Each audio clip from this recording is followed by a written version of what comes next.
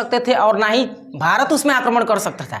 मतलब दोनों में झोटा झोटी नहीं हो सकता था, क्योंकि पंचशील समझौता का दूसरा रीजन जो था ना, ये अनाक्रमण था, ऑन अटैक, माने झोटा झोटी नहीं का, जो इसमें कुछ खंडित करके मतलब किसी राज्य को कब्जा कर सकता था ना, वो कब्जा कर सकता था।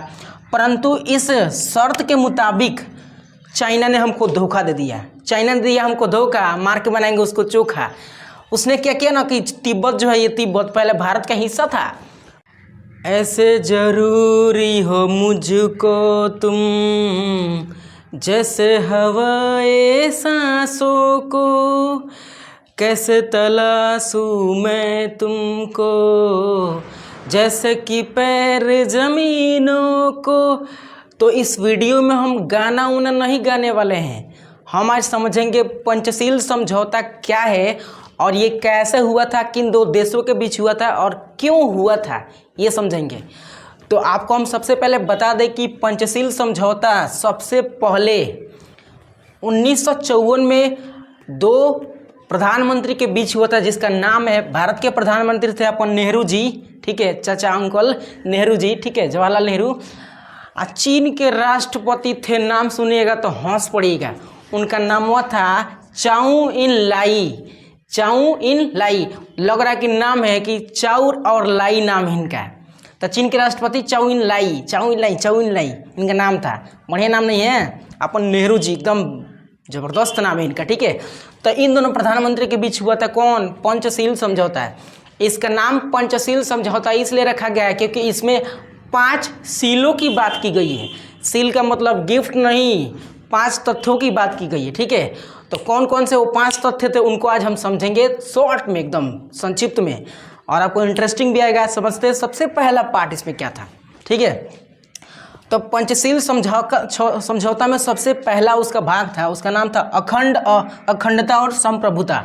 अखंडता और संप्रभुता का मतलब होता है कि चीन और भारत में जो समझौता हुआ था ना, उस समझौता के अनुसार चीन ना तो भारत के किसी क्षेत्र को खंडित कर सकता था और ना ही भारत चीन के किसी क्षेत्र को खंडित कर सकता था। समझ रहे हैं बात को। तो ना तो चीन वाला जो इसमें कुछ खंडित करके मतलब किसी राज्य को कब्जा कर सकता था, ना वो कब्जा कर सकता था। परंतु इस शर्त के मुताबिक चाइना ने हमको धोखा दे दिया। चाइना ने दिया हमको धोखा, मार के बनाएंगे उसको चोखा। उसने क्या किया ना कि तिब्बत जो है, ये तिब्बत पहले भारत का हिस्सा था, परंतु इसको भी कब्जा कर लिया। तो सबसे पहले शर्त तो यहीं पे ये बना था, परंतु ये तोड़ दिया चाइना जो था, ठीक है। तो ये तो अनकम्प्लीट था, लेकिन पंचशील समझौता के अनुसार किसी भी प्रदेश को ना तो चाइना ले सकता था, ना ही तो भारत उसके किसी दूसरे देश के प्रदेश को ले सकता था, ठीक है। ये पहला कंडीशन था। दूसरा था अनाक्रमण। अनाक्रमण का मतलब होता है कि चाइना के जो चाउ इन लाई प्रधानमंत्री थे, उनके कहे के मुताबिक, पंचशील समझौता के मुताबिक, ये ना तो इसमें आक्रमण कर सकते थे और ना ही भारत उसमें आक्रमण कर सकता था। मतलब दोनों में झोटा झोटी नहीं हो सकता था, क्योंकि पंचशील समझौता का दूसरा रीजन जो था ना, ये अनाक्रमण था, ऑन अटैक, माने झोटा झोटी नहीं करना था, ठीक है। परंतु भारत के गलवान घाटी में जो चाइना था ना, वो चाइना भी आके वहाँ पे क्या हो गया, तो वहाँ पे युद्ध हुआ था, जिसमें भारत के कुछ सैनिक मरे ही थे और चाइना के कुछ सैनिक को तो भारतीय ने ऐंठ कर मारा था, ठीक है। तो दूसरा का भी ये उल्लंघन किया था कौन, चाइना वहाँ, ठीक है। और इसके साथ साथ अक्साई चीन और तिब्बत को भी क्या कर लिया था, तो ये पहले तो ये इन दोनों चीज़ों को पहले कब्जा किया था, ठीक है। लेकिन गलवान घाटी में दूसरा के मुताबिक क्या किया था, झड़प हुआ था। तो दोनों नियम को तोड़ दिया कौन, चाइना वहाँ। मतलब मेड इन चाइना, डेढ़ दिन चाइना, इस बात को आप रख ले रहिएगा। चाइना जब भी किसी समझौता को करेगा तो वो ऊपर ऊपर करता है समझौता, ना कि अंदर अंदर भीतर भीतर, ना ऊपर ऊपर करता हूँ, ठीक है। जैसे 2 खत्म हो गया था। तीसरा पंचशील समझौता का शर्त क्या था, तीसरा था कि एक दूसरे के आंतरिक मामले में हस्तक्षेप नहीं करेंगे। मतलब भारत के अंदर अगर कोई झगड़ा हो रहा हो तो ना तो चाइना आएगा सुलझाने के लिए, अगर चाइना में हो रहा हो तो ना तो भारत जाएगा सुलझाने के लिए।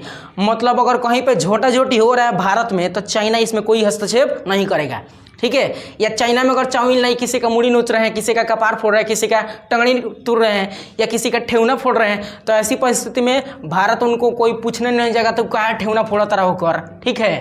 तो ये दूसरा था कि एक दूसरे के आंतरिक मामले में हस्तक्षेप नहीं करेंगे, ठीक है।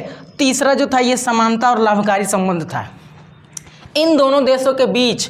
अकॉर्डिंग टू तीसरा पार्ट यानी तीसरा पंचशील समझौता का तीसरा जो पार्ट था, नियम था, शर्त था, उसके मुताबिक चाइना और भारत में क्या हो सकता था, तो व्यापार हो सकता था। ठीक है, मतलब कोई लाभ से संबंधित कोई काम हो सकता था। तो ये तीसरा था, सॉरी चौथा था। ठीक है, पांचवा कहता है कि ये शांतिपूर्ण सह अस्तित्व बनाना है।